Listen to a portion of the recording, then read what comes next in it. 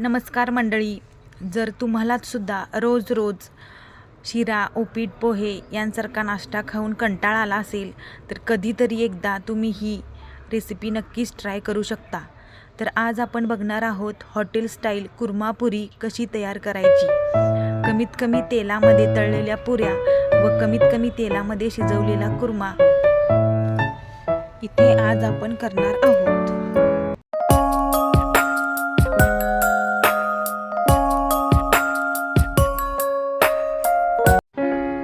कुर्मा तयार करण्यासाठी 2 मोठे कांदे कापून घ्यावेत, पातळ कापून घ्यावेत.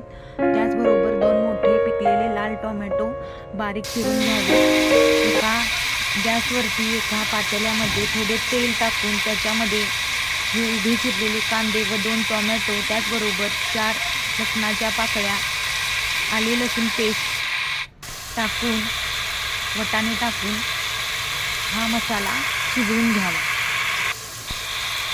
कांदा पूर्णपणे लाल झाल्यानंतर आणि मसाला थोडा शिजल्यानंतर गॅसचं बटन बंद करावा. एका मिक्सरच्या जारमध्ये आपण शिजवलेला कांदा, टोमॅटो, आले लसूण पेस्ट, कोथिंबीर व हिरव्या वाटाण्याची पेस्ट यांचे बारीक मिश्रण मिक्सरच्या जारमधून वाटून घ्यावे.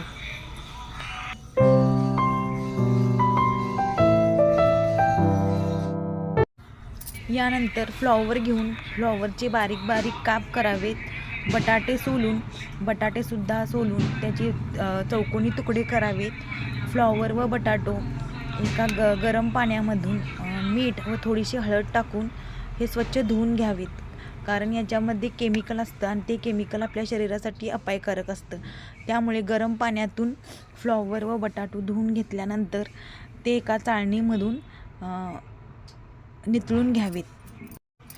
ज्या भांड्यामध्ये आपण कुर्मा करणार आहोत त्याच भांड्यामध्ये गॅसवरती थोडेसे तेल टाकून त्याच्यामध्ये थोडे खडे मसाले टाकावेत व थोडेसे हिरवे वाटाणे टाकावेत आणि आपण बारीक केलेला मसाला याच्यामध्ये शिजवून घ्यावा. कढईमध्ये थोडंसं लाल तिखट व चवीनुसार मीठ टाकावे व मसाला तेल सुटेपर्यंत भाजून घ्यावा.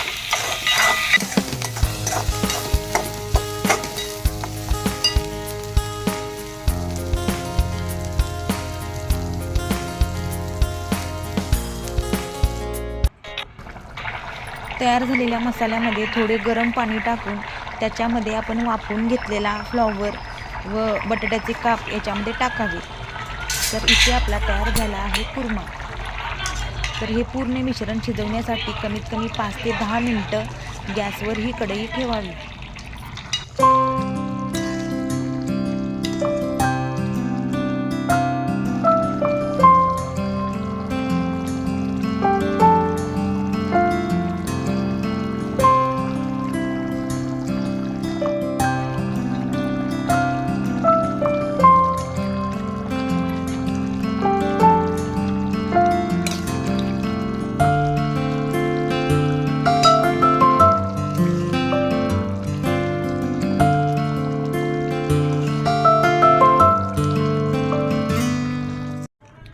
पुऱ्या तयार करण्यासाठी पिठीमध्ये थोडेसे तेल, थोडासा रवा टाकून आणि थोडेसे गव्हाचे पीठ टाकून पीठ मळून घ्यावे आणि ते पीठ भिजल्यानंतर पुऱ्या कराव्या, मग त्या तळाव्या.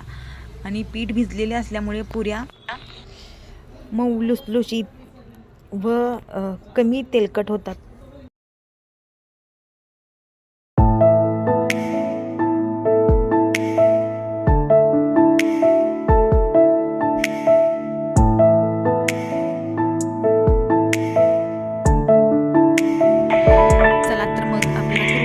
रेडी आहे व पुऱ्या सुद्धा तयार आहेत.